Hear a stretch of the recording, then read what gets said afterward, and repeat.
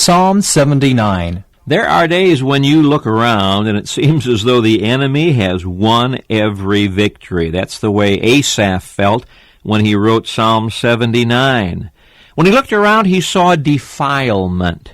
O God, the nations are come into thine inheritance. Thy holy temple have they defiled.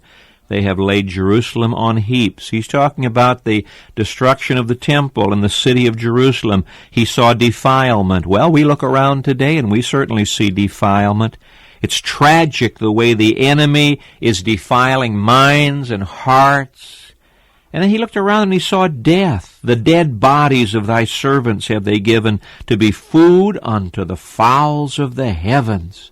Their blood have they shed like water round about Jerusalem. He saw death, and of course we're living in a world that is basically a cemetery. The wages of sin is death, and wherever you look you see it. You see derision. Verse 4, we are become a reproach to our neighbors, a scorn and derision to them that are round about us. People don't magnify the Lord. They laugh at the Lord. They laugh at the church. They laugh at God's people. We are a derided people because it looks as though we're losing and they have won the battle. He looked around and he sees the enemy devouring. Verse 7, for they have devoured Jacob and laid waste his dwelling place. Yes, the devouring hand of Satan, the destroying hand of Satan is at work. But in verse 9 he says, help us, O God of our salvation. Why? For the glory of thy name.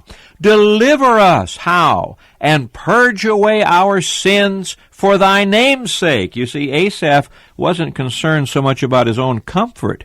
He was concerned about God's glory. And so he prays, help us.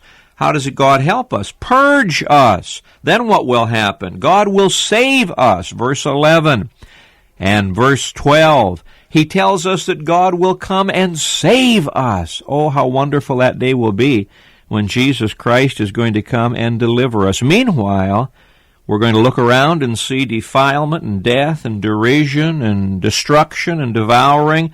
That's the time to cry out and say, oh God, glorify your name and help us to do your will.